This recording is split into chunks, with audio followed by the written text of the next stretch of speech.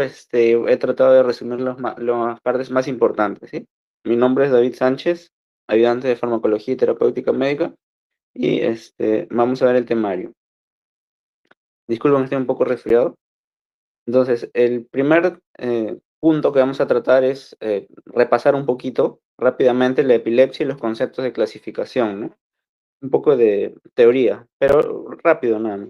Luego vamos a ver la clasificación de los anticonvulsivantes y poco a poco vamos a ir viendo los tipos más importantes que hay, ¿no? Con su mecanismo de acción, los efectos adversos, etcétera, ¿no? Entre ellos los bloqueadores de sodio, de calcio, potenciadores GABA y antagonistas del glutamato, así como los moduladores presinápticos de neurotransmisores.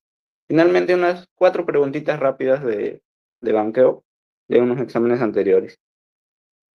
Bien, entonces, en primer lugar vamos a definir qué cosa es cada término, ¿no? ¿Qué diferencia entre una crisis o ataque y una convulsión?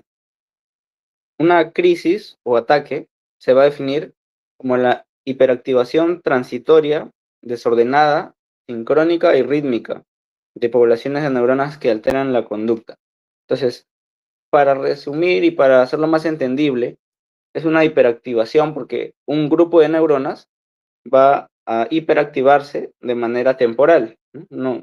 Usualmente una crisis o ataque convulsivo no dura más de 5 minutos, entre 1, 2 hasta 5 minutos, por eso es transitoria. ¿Ok?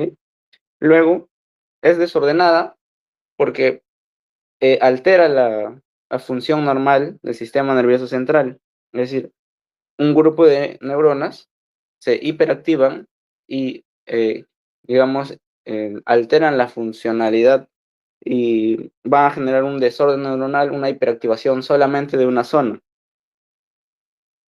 Es sincrónica al mismo tiempo, ¿por qué? Porque justamente no es una sola neurona que se hiperactiva, porque una sola neurona no puede hacer nada. Son un grupo o millones de neuronas de una zona en específica o incluso a veces de toda una zona de la corteza, de todo un hemisferio o de ambos hemisferios, pero que todas se sincronizan para generar esta descarga eléctrica. Y es rítmica en el sentido de que eh, ocurre varias veces estas descargas. Digamos, en el minuto o 2 minutos de esa crisis convulsiva van a ocurrir varias descargas con un patrón que a veces se puede repetir. Y finalmente alteran la conducta porque van a tener un efecto, pues, ¿no? Esto puede ser un efecto muscular, atonía, pueden aumentar el tono también, pueden generar espasmos, que luego lo vamos a ir viendo, ¿no? Mientras que una convulsión, por otro lado, en las clases teóricas, porque en realidad a veces se utiliza sinónimo, ¿no? Crisis o ataque con convulsión, eh, pero en este caso una convulsión es una contracción muscular involuntaria. Así lo definen en las clases teóricas muchas veces cuando dictan los ponentes, los doctores, e incluso en las mismas teorías está así, pero a veces se puede utilizar como sinónimo, ¿no? De todas formas, coloco la definición que ponen en sus teorías y mencionan pues que una convulsión son las contracciones generadas a partir de estas crisis o ataques, que pueden ser contracciones tónicas o clónicas. Y luego vamos a ver esa diferencia, ¿no? Que pueden generarse tanto en el cerebro como en la zona espinal, ¿no? En la médula. Mientras que la epilepsia es el trastorno crónico en el que hay repetidas convulsiones, ¿no? Es decir, ya es una enfermedad crónica de años pues, que se padece. En cambio, una crisis o ataque es simplemente un evento aislado. Si, digamos, una persona tiene una convulsión, no por eso se va a decir que tiene epilepsia. Debe tener por lo menos más de 2 convulsiones, o 3 incluso en espacios de tiempo diferentes, ¿no? En meses o años. El estado epiléptico, por otro lado, es cuando hay una convulsión, bueno, hay una crisis o ataque que dura más de 5 minutos. Eso también le podrían preguntar porque es típico, ¿ok? Es cuando uno está convulsionando por más de 5 minutos o cuando tiene muchas crisis seguidas, pero no se recupera en el intervalo de 5 minutos, ¿no? Sigue convulsionando. Pasaron 4 minutos y vuelve a convulsionar. Pasaron 3 minutos y vuelve a convulsionar. Es decir, no pasa los 5 minutos sin dejar de convulsionar. Ahora, ¿cómo se clasifican las crisis convulsivas? Pues en focales que algunos también lo llaman crisis de corteza, aunque no necesariamente es así, ¿no? Focales es porque afecta un solo hemisferio, pero como menciono, a veces en las teorías también algunos doctores consideran que es porque se origina y fundamentalmente actúa esa crisis convulsiva en la corteza, ¿no? Y crisis generalizadas, es decir, crisis en ambos hemisferios del cerebro, el sistema nervioso, pero algunas otras literaturas y otros médicos también consideran que es porque inicia y se mantiene la actividad, bueno, la actividad convulsiva en la sustancia gris, ¿no? Entonces, de todas formas, he dejado ahí ambas definiciones por si le preguntan cualquiera de las dos, ¿no? A su vez, las focales se van a dividir en conscientes, o también llamadas simples, y en complejas, o también llamadas con pérdida de conciencia, ¿no? Es decir, que en una uno puede tener una crisis convulsiva, pero sigue con conciencia, sigue despierto, y en la otra pierde la conciencia, ¿ok? Así de sencillo. Y al mismo tiempo, estas se van a subdividir en motoras y no motoras, ¿no? Porque pueden tener actividad motora, es decir, movimientos involuntarios, como simplemente pueden quedarse quietos o pueden quedarse flácidos o simplemente no haber ninguna actividad motora, ¿ok? Pero sí está convulsionando el cerebro, está hiperactivándose en una zona. Las crisis generalizadas no se van a dividir igual. Estas más bien van a dividirse directamente en motoras y no motoras. Y se dividen así porque, eh, por definición, una crisis generalizada ya siempre tiene que haber pérdida de conciencia, ¿no? Entonces, una crisis generalizada, como ocurre en ambos hemisferios, siempre viene con pérdida de conciencia y nunca va a estar despierto.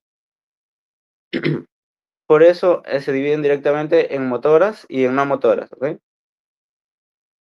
Dentro de ellas tenemos, por ejemplo, las tónico-clónicas.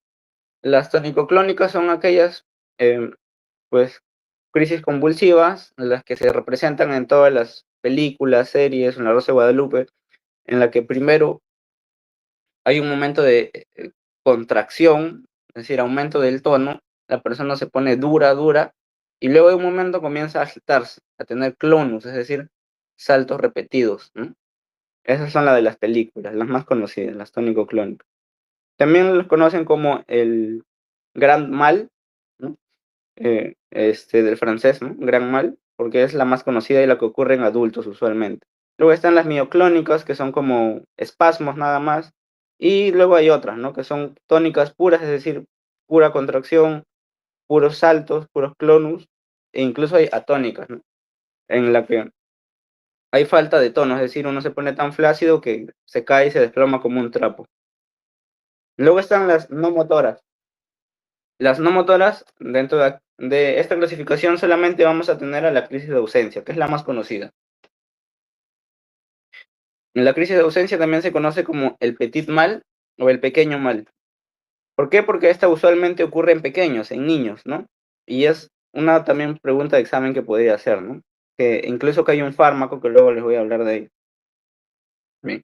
Ahora, hay otro tipo de convulsión en la cual se conoce como focal bilateral tónico-clónica, es decir, porque primero es focal, inicia siendo aquí focal, pero luego evoluciona a ser bilateral, es decir, a ser generalizada, ¿ok?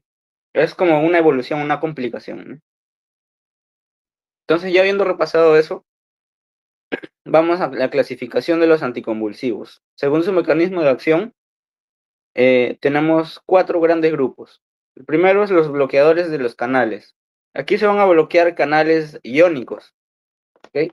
Porque los iones, como el sodio y el calcio están muy implicados en lo que es la neurotransmisión excitatoria. Luego tenemos los antagonistas de receptores de glutamato. El glutamato es el principal neurotransmisor excitatorio del sistema nervioso central. ¿Qué quiere decir? Que si de por sí en una crisis convulsiva ya hay excitación neuronal, hay una hiperactividad, no podemos dejar que el glutamato siga actuando, tenemos que antagonizarlo, tenemos que bloquearlo, ¿no? Por eso se antagoniza los receptores del glutamato y de esa forma se ayuda, por así decirlo, a dormir el sistema nervioso central. Luego tenemos los potenciadores GABAérgicos. Por esta parte, el GABA, ¿no? El GABA es el principal neurotransmisor inhibitorio Es decir, que inhibe el sistema nervioso central, lo ayuda a dormirse, a apagarse. Entonces simplemente potenciamos este efecto con algunos fármacos para que deje de haber convulsiones. También tenemos la modulación presináptica de algunos neurotransmisores, es decir, hay algunos neurotransmisores, algunas moléculas que ayudan a excitar al sistema nervioso central. Entonces, para que éstas no salgan al espacio sináptico y actúen en la sinapsis, antes de que salgan, pues se van a evitar que salgan, se van a bloquear sus transportadores, ¿no? De modo que ya no puedan salir y actuar. Luego lo vamos a ver. Dentro de los bloqueadores de canales, como les mencioné, los más importantes son el sodio y el calcio. Estos dos son malos. El sodio y el calcio son malos para una crisis convulsiva. Dentro de estos tenemos los más representativos que están de rojito, la fenitoína y la carbamazepina. Luego tenemos otros, ¿no? Que no son tan importantes, pero igual los puse por si acaso para que puedan leerlo. Acuérdense de los rojitos nada más. En el calcio tenemos a la etosuximida. Estos fármacos bloquean específicamente el sodio, el canal del sodio, y la etosuximida bloquea el canal de calcio, ¿no? De modo que ya no pueden ingresar a la célula y entonces así ya no va a haber una hiperactividad neuronal. En cuanto a los antagonistas de receptores de glutamato, tenemos tres tipos de receptores de glutamato, ¿no? El NMDA y el AMPA y el kainato. Pero el AMPA y el kainato muchas veces se los pone juntos porque los fármacos actúan en ambos al mismo tiempo, ¿no? Entonces se considera a veces como uno solo. El receptor NMDA, el fármaco más conocido es el felbamato. Y también lo pueden ver acá, ¿no? En este lado de bloqueadores de canales. A veces algunos fármacos se repiten porque tienen más de un mecanismo de acción, pero los he considerado donde más actúan, donde más se les considera. El felbamato es más, tiene un mayor efecto por antagonizar el glutamato que por bloquear el canal de sodio. Luego, en los receptores AMPA-kainato está el perampanel, por ejemplo, el topiramato, entre otros. En potenciadores GABAérgicos tenemos los agonistas de GABA. El GABA, como había mencionado, lo que hace es dormir el sistema nervioso central, de alguna forma. Entonces, lo que hacemos es con un fármaco agonista, es decir, similar, una molécula similar al GABA, ¿no? Sintética pero similar, vamos a hacer que actúe en el receptor de GABA y que cumpla la misma función o una función similar a la del GABA. Y de esa forma apagamos las convulsiones. Un inhibidor del GAT1, y esto ya lo vamos a ver luego con más detalle, pero básicamente lo que hacen es que permanezca más cantidad de GABA en el espacio sináptico y actúe más GABA, ¿no?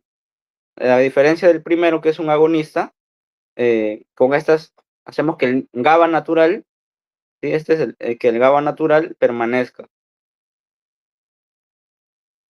En cambio, el de arriba es una molécula sintética, ¿ok? Que simula el GABA. Por ejemplo, en los agonistas de GABA A tenemos los barbitúricos y las benzodiazepinas, los más conocidos. Y en los otros, en los inhibidores del GAT1, tenemos la tiagabina, y en los inhibidores del GABA-T o GABA transaminasa tenemos a la vigabatrina, ¿no? Ahí está en rojito, igual luego lo pueden repasar. Les voy a mandar la diapositiva. En cuanto a la modulación presináptica de neurotransmisores, tenemos los inhibidores del alfa-2 delta, que están, por ejemplo, los gabapentinoides, ¿no? Capaz los han escuchado porque, aparte de para convulsiones, se utiliza mucho para el manejo del dolor, ¿no? El dolor neuropático en algunos pacientes. Y luego tenemos los antagonistas de la proteína de unión a la vesícula 2A. Entonces acá el representante es el levetiracetam, un muy buen fármaco, también bastante utilizado actualmente. El ácido valproico, aquí para mencionar, no lo he puesto en ninguno de estas cuatro clasificaciones, a pesar de que es uno de los anticonvulsivantes más utilizados, porque el ácido valproico funciona con más de 6 mecanismos, hasta 7. Entonces no se lo puede englobar en uno solo, pero tiene una muy buena efectividad, ¿no? Se usa casi para todo. Bien, ahora, en cuanto a los bloqueadores de canales de sodio, ya entrando, vamos a ver el mecanismo de acción, ¿no? Como les había mencionado, vemos aquí un dibujito de un canal de sodio y vemos que está abierto, Entonces el sodio puede entrar a la célula, pero lo que hace el bloqueador del canal de sodio es inactivarlo. Al inactivarlo, pues ya no puede entrar el sodio a la célula. Ustedes saben que si el sodio entra en la célula, ¿no? Digamos que esta es la membrana celular, ¿no? La doble membrana. Acá se va a hacer más positivo, ¿no? Y si se hace más positivo, entonces se va a despolarizar y se va a iniciar un potencial de acción. Por eso, al bloquear todo esto, ya no puede entrar el sodio. Y hay dos tipos de inactivación, ¿no? Con estos fármacos. La inactivación rápida y la inactivación lenta. Y quizás esto es muy teórico, pero ha venido en una pregunta de examen un poco datera, la verdad. No es necesario saberlo, pero de todas formas lo he considerado por si se vuelve a repetir, ¿no? Entonces, la inactivación rápida es cuando se bloquea este canal de sodio y tiene un efecto mucho más veloz, ¿no? Se va a bloquear la propagación y se va a disminuir la liberación de neurotransmisores excitatorios. En cambio, una inactivación lenta es más progresiva. La primera de acá, la rápida, es en milisegundos. En cambio, la inactivación lenta es en segundos a minutos. Entonces, ¿qué es lo que hace la inactivación lenta? Va a ayudar a que la neurona, por así decirlo, se adapte a estas descargas eléctricas y poco a poco estos picos de frecuencia de descargas vayan siendo de un menor efecto en la célula, ¿no? Es decir, hace como un poco insensible, por así decirlo, a la neurona. Y disminuye también el potencial de ráfaga. Entonces, estas dos diferencias son las que cada una de estas tiene, ¿no? Pero ambas, por su parte, van a tener disminución de los disparos focales, es decir, de un solo foquito que aparezca un disparo, y ambas también van a estabilizar las membranas neuronales, ¿no? Porque ya no va a permitir que el sodio entre, entonces va a evitar que haya ese desequilibrio de iones, ¿no? ¿Quiénes están aquí, por ejemplo, que actúan en inactivación rápida de los canales de sodio? Los más conocidos, ¿no? La fenitoína y la carbamazepina, que les había mencionado. Estos dos fármacos no se tienen que olvidar, los demás pueden olvidarse, pero la fenitoína y la carbamazepina no, porque esas siempre son preguntas de examen. Luego están la lamotrigina, topiramato, valproato, etcétera, ¿no? Y en la inactivación lenta, el único representante es la lacosamida, ¿ok? Vamos a hablar de los dos más importantes, que son la fenitoína y la carbamazepina, de manera muy sencilla y muy rápida. Estas dos se van a utilizar casi para lo mismo, para crisis tónico-clónicas, que ya les había mencionado, ¿no? Que son las que primero te pones duro, rígido, y luego comienzas a saltar y tener espasmos continuos. Tienen una alta unión a proteínas, 90%, y es inductor de la enzima CYP269, ¿no? Hepática.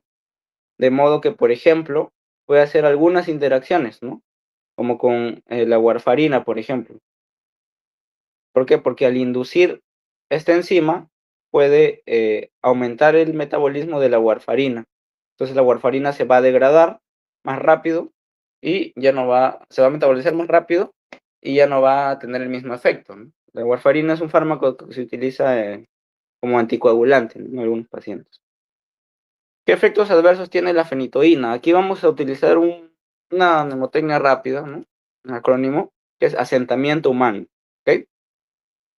AAHH, asentamiento humano.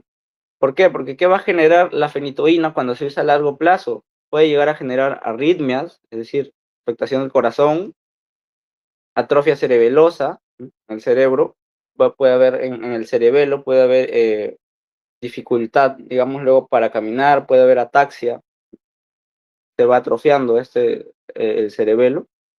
Puede haber hiperplasia gingival, y acá lo vemos con una imagen, es decir, crecimiento excesivo de las encías o de las gingivas, que son lo mismo, ¿no? Gingiva o encías.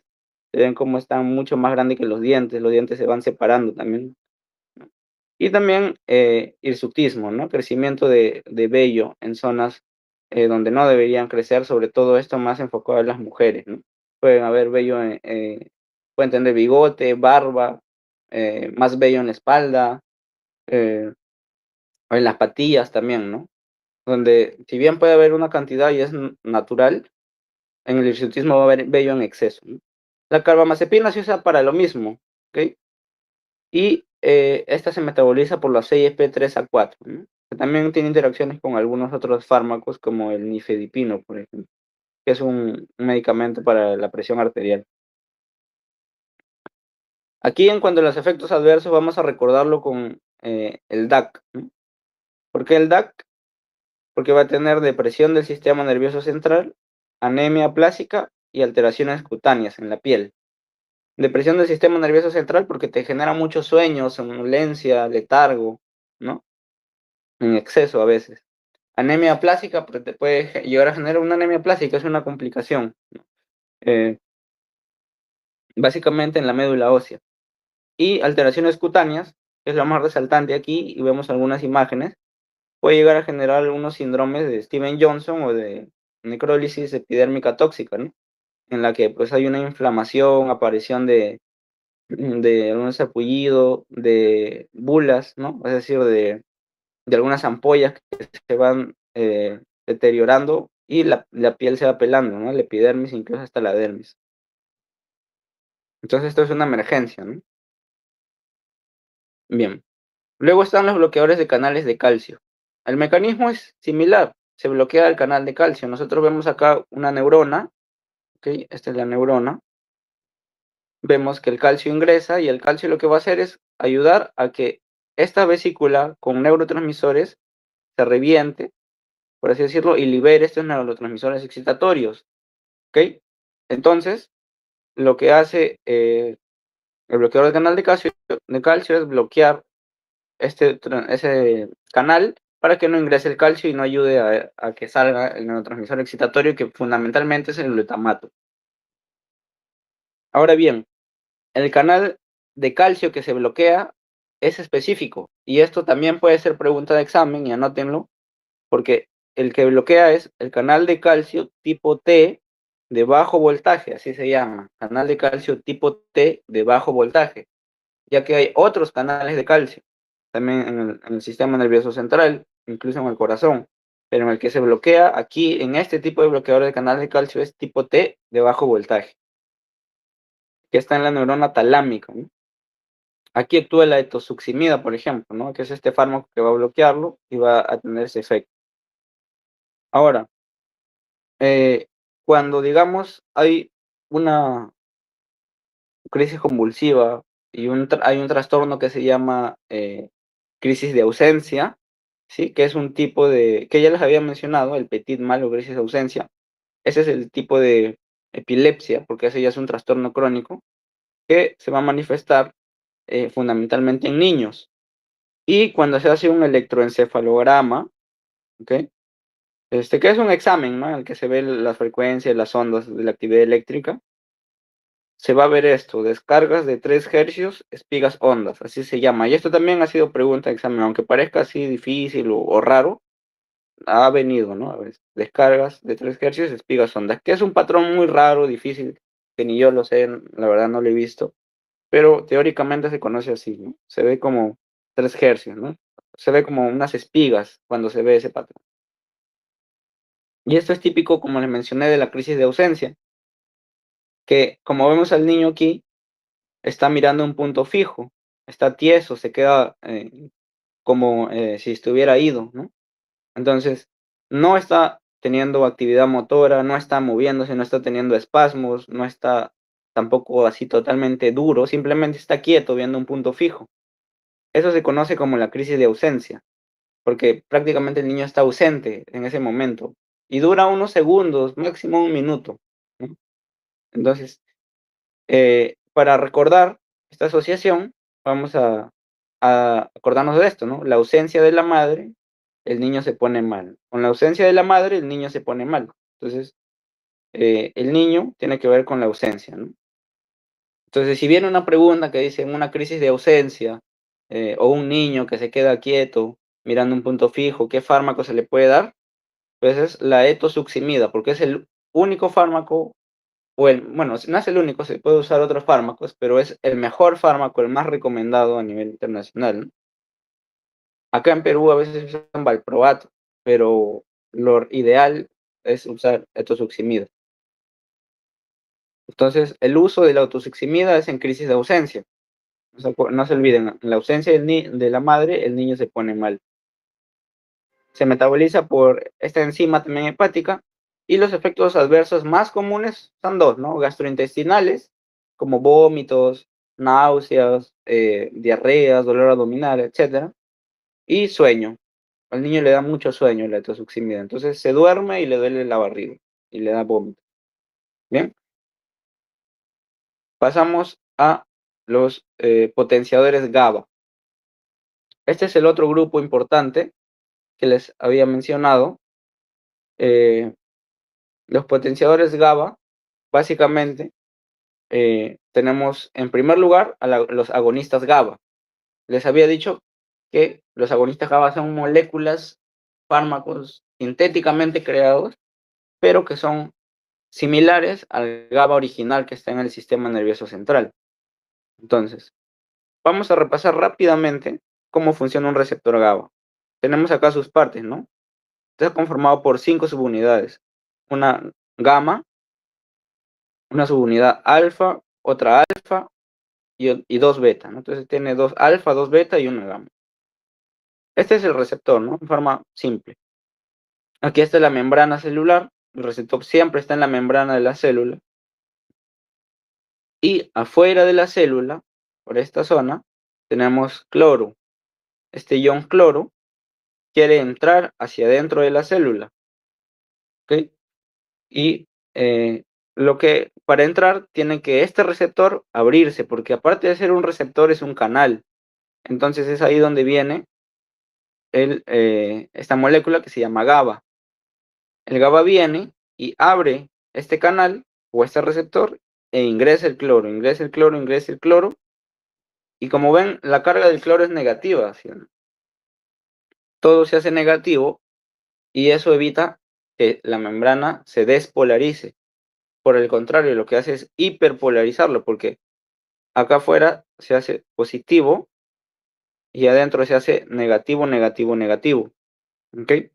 Eso es hiperpolarizar, ya que despolarizar es activar una neurona. Despolarizar, por el contrario, es generar un potencial de acción. Aquí se está hiperpolarizando, es decir, se está apagando la neurona y está evitando que haya una descarga eléctrica. Es decir, también se inhibe el potencial de acción, ¿no? Pero no solamente tenemos al GABA, el GABA es la molécula natural que ya existe en el sistema nervioso. Tenemos, por otra parte, por ejemplo, a las benzodiazepinas, que ya les habíamos mencionado. Las benzodiazepinas como el diazepam, el lorazepam, que son conocidos, ¿no? La benzodiazepina, por ejemplo, se une aquí, a un costadito, no se une en el mismo receptor de aquí, en el mismo, digamos, en el mismo sitio del GABA, sino que se une a un costadito entre el alfa y el gamma, ¿no? Entonces, por así decirlo, cumple la misma función, una función muy parecida al GABA, pero se une en otro ladito. Igual, aquí tenemos en el lado izquierdo a los barbitúricos, ¿no? Los barbitúricos se unen aquí en otro ladito, en la sección beta, pero cumplen casi la misma función que el GABA, ¿ok? Dejan entrar el cloro para que se apague la neurona y haya una hiperpolarización. Estos se llaman receptores alostéricos. ¿Por qué se llaman así? Porque no actúan directamente en esta zona del GABA, sino que actúan a un costadito, en otro lugar, en otra diana molecular, que es en el mismo receptor, pero a un ladito. Eso se conoce como receptor alostérico o agonista alostérico, porque el agonista viene también y se une en esa zona. Ahora, ¿qué diferencias vamos a tener entre las benzodiazepinas y los barbitúricos? Por ejemplo, en cuanto al receptor GABA, como les mencioné, las benzodiazepinas tienen una estimulación indirecta porque se unen aquí a un ladito, ¿ok? A un ladito. Pero los barbitúricos, aparte de unirse a un ladito, aquí, tienen cierto efecto directo, ya que pueden unirse también directamente aquí, cerca al GABA, o pueden estimular que el GABA actúe. Y como tiene esta doble acción del GABA, el receptor GABA, el barbitúrico es mucho más peligroso que la benzodiazepina, ¿ok? Porque puede llegar a generar depresión respiratoria o incluso coma más rápido. Las benzodiazepinas, en cambio, es muy raro que generen eso. En cuanto a los canales de cloro, ¿qué van a hacer cada uno? Las benzodiazepinas, como el diazepam, por ejemplo, lo que hacen es aumentar la frecuencia de apertura. Es decir, si antes este canal, el receptor, se abría cada 10 segundos, por así decirlo, ahora se va a abrir cada un segundo. Entonces, se abre, se cierra, se abre, se cierra cada un segundo y por eso puede pasar más cloro. En cambio, los barbitúricos lo que hacen es aumentar la duración de esta apertura. Si antes se abría durante, digamos, 3 segundos para que pase cloro, ahora se va a abrir durante 20 segundos. Por ende va a pasar más cloro. En cuanto al espectro, es decir, los usos de cada uno de estos, las benzodiazepinas tienen un espectro más amplio. Se usan para muchos tipos de convulsiones y para crisis también de emergencia. Los barbitúricos, si bien también se utilizan para esos, como son más peligrosos, no se recomiendan mucho, ¿no? Excepto en algunos casos de emergencia. Y algunas desventajas de ambos, porque ambos actúan en el mismo receptor, acá tenemos con el SAT, ¿no? ¿Qué es el SAT? El sueño, alteración cognitiva y tolerancia, ¿ok? ¿Por qué? Porque todos estos, como deprimen mucho el sistema nervioso, te pueden llevar a generar excesiva somnolencia y a deprimir el sistema nervioso. Pueden a largo plazo, es decir, tomarlo por meses o años, generarte alteración cognitiva. Vas a comenzar a olvidar algunas cosas, a perder la memoria de trabajo, a tener problemas incluso con el lenguaje, obviamente si es por años, ¿no? Y tolerancia, es decir, la tolerancia es la necesidad de cada vez aumentar la dosis para que tenga el mismo efecto. En pocos términos, cada vez te haces más insensible al efecto de, lo- de las benzodiazepinas y barbitúricos y necesitas aumentar más y más las dosis. Por eso no se utiliza como tratamiento crónico, porque imagínate que tú consumas estos fármacos por años, pues vas a tener todas estas alteraciones. Lo que se utiliza en realidad, para lo que se utiliza en realidad es únicamente en emergencias. El diazepam, sobre todo, es primera línea en caso de emergencias, no se olviden de esto, ¿ok? Y esto también ha venido en pregunta de examen. Si viene un paciente, así, en una crisis convulsiva tónico-clónica, ¿qué le puedes dar? Diazepam, porque no sabes qué tipo de epilepsia puede tener, o cuál es la causa, la etiología de su crisis, ¿no? Pero como recomendación universal se ha decidido el diazepam. También se puede dar otras benzodiazepinas, como el lorazepam, etcétera, pero el diazepam es lo que más tenemos a la mano aquí en Perú. Ahora, aquí también mencioné, digamos, como un extra que el alcohol también funciona en este receptor GABA, el OH o alcohol, porque también deprime el sistema nervioso. Cuando uno toma mucho licor, bueno, está apagado, letárgico, ¿no? Por eso cuando se combina también benzodiazepinas con alcohol es una combinación fatal, o barbitúricos con alcohol puede llegar al coma, ¿no? Te pepean básicamente con eso. Bien, vamos a dar una pausita de 3 segundos.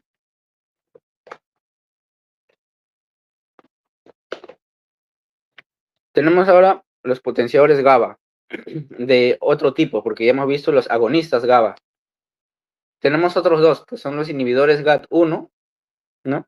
Y dentro de estos inhibidores GAT1, vamos a ver en este pequeño dibujito cómo funcionan. Tenemos una neurona excitatoria y una neurona inhibitoria. La neurona excitatoria obviamente es el que transmite la actividad eléctrica y el que va a generar o se va a encargar de propagar más aún la crisis o el ataque convulsivo.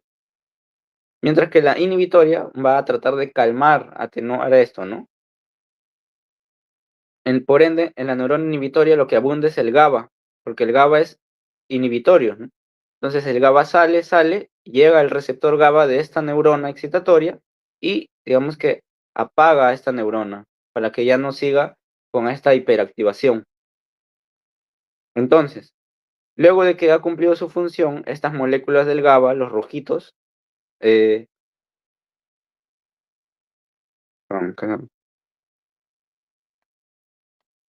ya ven, van a volver aquí y van a reingresar a la misma célula a través de un transportador que se llama el GAT1 o transportador de GABA tipo 1. Entonces, ¿qué es lo que se hace con este fármaco, el inhibidor del GAT1? Lo que básicamente va a hacer es inhibir o bloquear este transportador. La tiagabina, por ejemplo, este fármaco, tiagabina, bloquea este transportador y lo que hace es que se queda el GABA acá afuera, se queda acá afuera, se quedan más bolitas de GABA y pueden seguir actuando en el receptor, pueden seguir inhibiendo a esta célula de acá. Así funciona básicamente.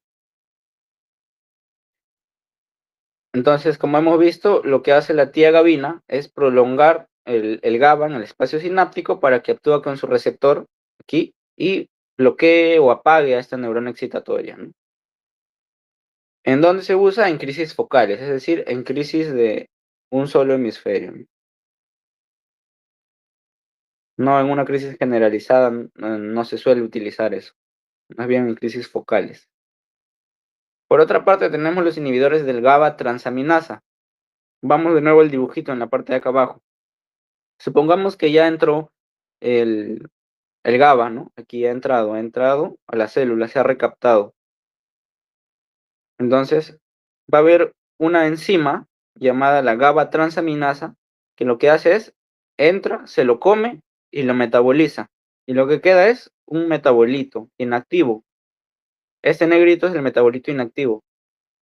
Y este no tiene actividad, ¿no? Básicamente no sirve. Yo no quiero eso, yo necesito más GABA, más bien.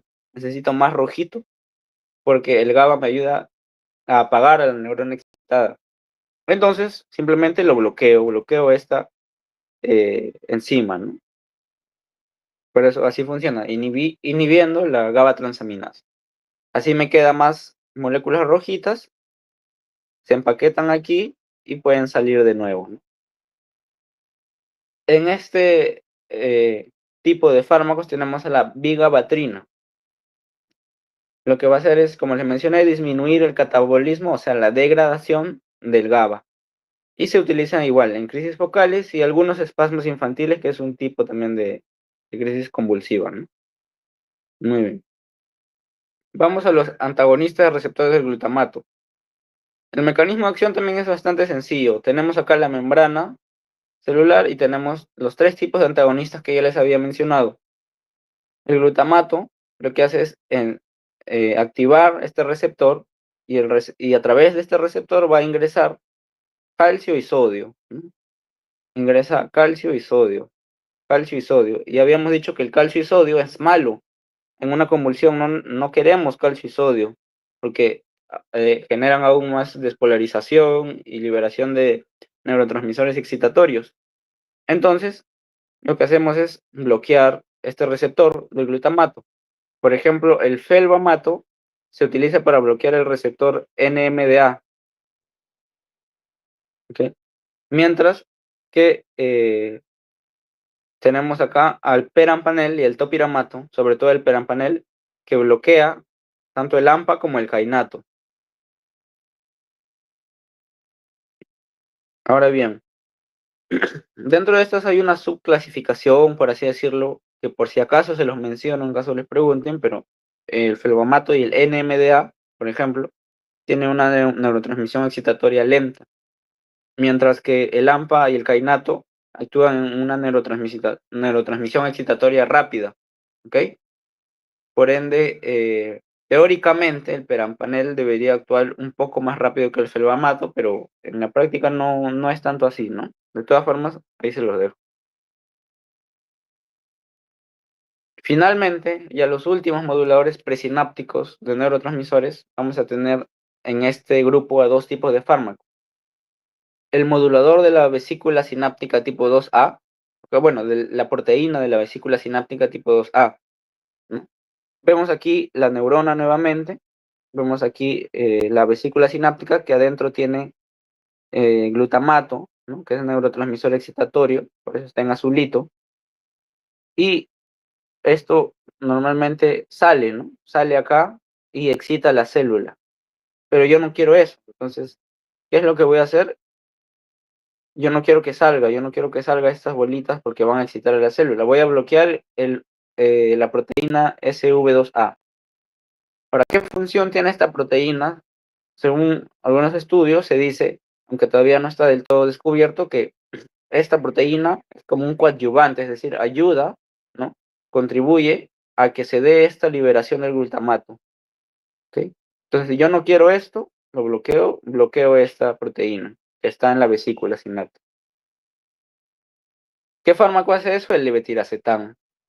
Y el levetiracetam, el mecanismo, como les mencioné, es desconocido, o sea, teóricamente no se tiene certeza, ¿no? Porque puede tener varios mecanismos, pero básicamente lo que hace es bloquear esta SV2A, esta proteína, y disminuye la exocitosis del glutamato, que el glutamato, como ya les mencioné, es el principal neurotransmisor excitatorio.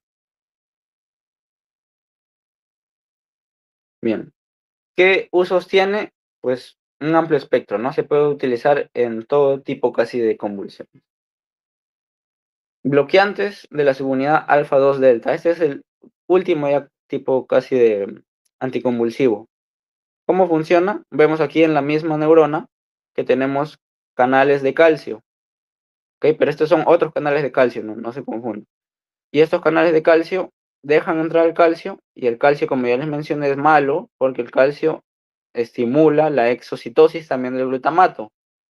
Y yo no quiero glutamato en la zona sináptica, yo no quiero que salga. Entonces bloqueo estos canales de calcio, pero no directamente a estos canales, sino a una subunidad que se llama alfa 2 delta, que son esas cositas amarillas que están al costado del canal. Estas se bloquean y ya no dejan entrar al calcio. ¿Ok? Pero, bueno, ¿qué fármacos tenemos aquí? A los gabapentinoides, ¿no? La pregabalina y la gabapentina. Y ojito aquí con esto. Estos canales, como les mencioné, no son los mismos canales de calcio que les había mencionado al inicio. Estos de acá son los de alto voltaje tipo N, ¿ok? De alto voltaje tipo N. Los anteriores de la etosuximida que se utiliza para la crisis de ausencia son de bajo voltaje, son tipo T. Estos son tipo N y de alto voltaje. Cuidado que se confunden. Los gabapentinoides, por ende, tienen una característica especial. Los gabapentinoides no se metabolizan. De todos estos anticonvulsivantes, si es que les preguntan cuál es el que no se metaboliza en el hígado, es el gabapentinoide, ya sea pregabalina o gabapentina. No se unen a proteínas y casi siempre se eliminan directamente, es decir, así como entran, cumplen su función y luego se eliminan por la orina, pero no se metabolizan, no cambian a un metabolito inactivo como sí lo hacen los otros fármacos. ¿En qué se usa? En crisis focales, ¿no? Pero también se utiliza en dolor, ¿no? El valproato, le dije que iba a hacer una mención rápida del valproato porque no está clasificado dentro de ninguno de estos grupos. El valproato tiene muchísimos mecanismos de acción y es muy útil porque es uno de los fármacos más utilizados y el espectro es bastante amplio para cualquier casi tipo de crisis. ¿Qué es lo que hace el valproato? El valproato, por una parte, aumenta la actividad del GABA. ¿Cómo lo va a aumentar esta actividad del GABA, que es inhibitorio? Pues va a incrementar una enzima que se llama GAT, ¿no? Esta enzima lo que hace, que es el glutamato descarboxilasa, el GAT, ¿sí? El GAT o glutamato descarboxilasa, lo que hace es ayudar a descomponer el glutamato, que es excitatorio, y mágicamente lo convierte a GABA, ¿no? Por todo un proceso bioquímico. Pero básicamente va a aumentar la síntesis de GABA, y el GABA es bueno porque ayuda a dormir el sistema nervioso y a calmar las convulsiones. También inhibe la GABA transaminasa, que ya la habíamos visto hace un momento. Entonces ya no repetimos, simplemente disminuye la degradación del GABA. Por otra parte, también funciona como un bloqueador de canales de sodio y también de calcio, ¿m? De calcio tipo T, es decir, como los primeros, ¿no? Como si fuera de la etosuximida. Entonces esto previene descargas, estabiliza la membrana y reduce las corrientes de calcio. Pero también va a tener una modulación epigenética y esto es lo llamativo de este tipo de anticonvulsivante. Es decir, tiene un efecto a nivel epigenético, es decir, en el ADN y en las proteínas que modifican el ADN. ¿Qué es lo que va a hacer? Va a inhibir la expresión de unas HDACS, que son las acetil, las desacetilasas, ¿no?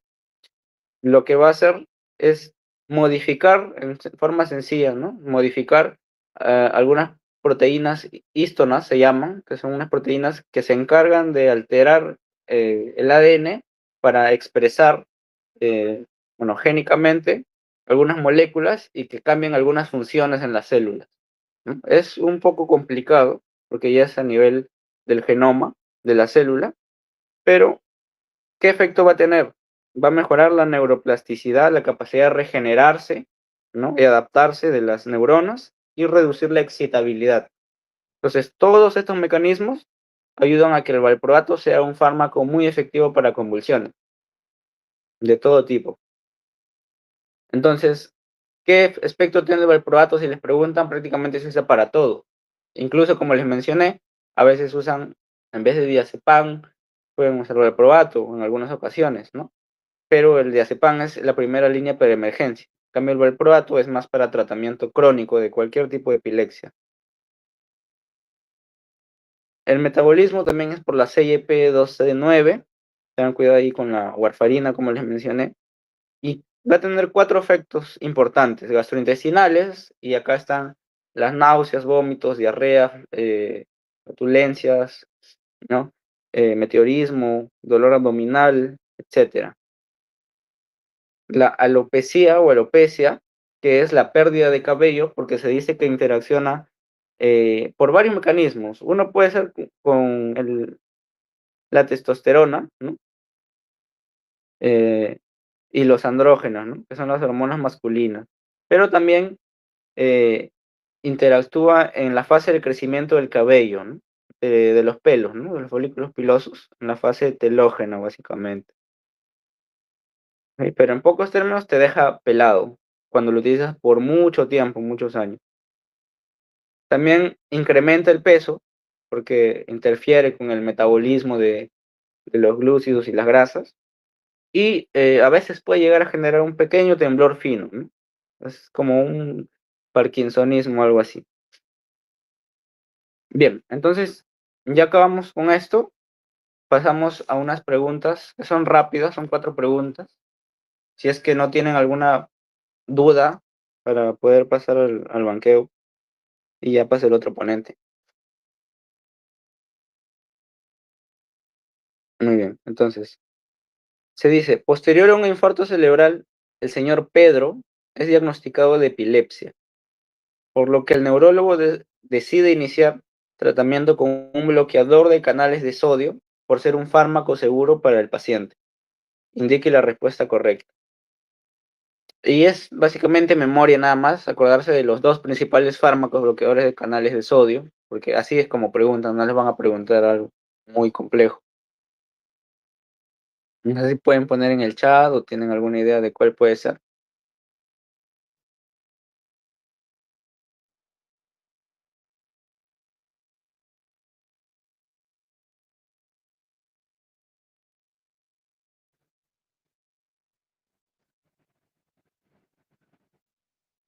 Bien. En este caso sería la fenitoína, porque les había mencionado que los eh, bloqueadores de canales de sodio, de estos solo tienen que acordarse 2, la fenitoína y la carbamazepina, ¿ok? Y del calcio, de la crisis de ausencia, no se olviden, la etosuximida. Con esos 3 es suficiente, lo demás no importa porque nada son muy utilizados. Entonces sería la fenitoína. La siguiente pregunta. Dice, un paciente varón de 15 años ingresa a emergencia por convulsión tónico-clónica. generalizada. Usted es emergenciólogo de guardia y ¿qué indicaría, no? Por ejemplo. A ver si tienen alguna idea de lo que les mencioné.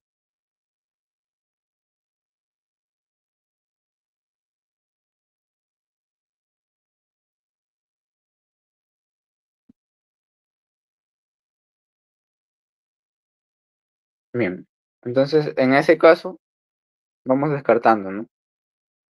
Es una emergencia por convulsión tónico-clónica. No sé cuál es la causa de esa convulsión, no sé por qué está viniendo, solo sé que está convulsionando. Lo que en primera línea debería dar, y se los mencioné, es diazepam endovenoso, porque el diazepam es la indicación universal de una emergencia, ¿no? Por crisis convulsiva. Lo demás es para tratamiento crónico. La carbamazepina, la sertralina es un antidepresivo, eso no debe utilizarse, es otra cosa. La vigabatrina también es para tratamiento crónico y la gabapentina también, y casi no se utiliza más en dolor. Entonces, el diazepam sería la clave. Incluso ahí les había puesto, ¿no? Diazepam, primera línea en caso de emergencia. 3. En relación a la lacosamida, señale la acepción correcta.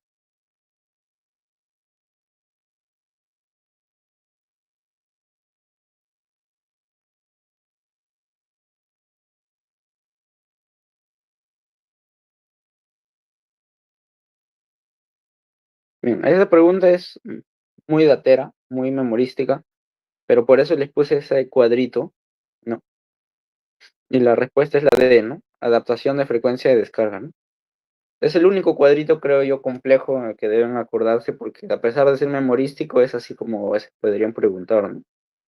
La lacosamida es el único que actúa en la inactivación lenta, ¿no? Y el único que lo que hace es adaptar los picos de frecuencia, es decir, que va adaptando a la neurona a estas descargas eléctricas para que poco a poco se insensibilice y ya no tenga tanto efecto. A diferencia de los inactivadores rápidos de sodio, que lo que hacen es bloquear descargas así rápidas, ¿no? Potentes. Y finalmente, la última pregunta, ¿qué tipo de canal de calcio actúa, eh, en qué tipo de canal de calcio actúa la etosuximida utilizada para el manejo de crisis de ausencia y cuál es su mecanismo de acción?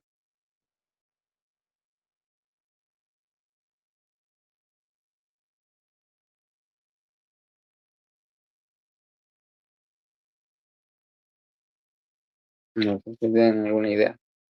Eso también les mencioné la diferencia, no se vayan a confundir. La etosuximida es un tipo de canal de calcio que se bloquea y los gabapentinoides son otros, ¿no? Bien, entonces aquí sería tipo T de bajo voltaje y lo que hace es bloquearlo, ¿no? Bloquear estos canales tipo T de bajo voltaje que están en la neurona talámica. En cambio, los otros de los gabapentinoides son tipo N de alto voltaje.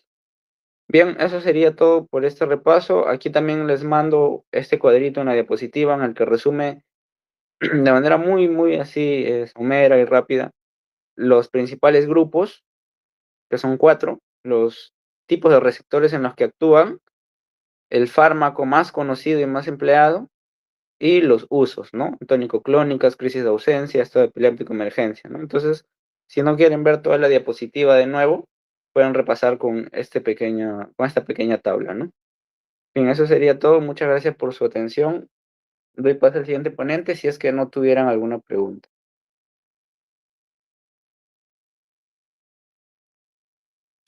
Ok, a ver, un momento, voy a salir.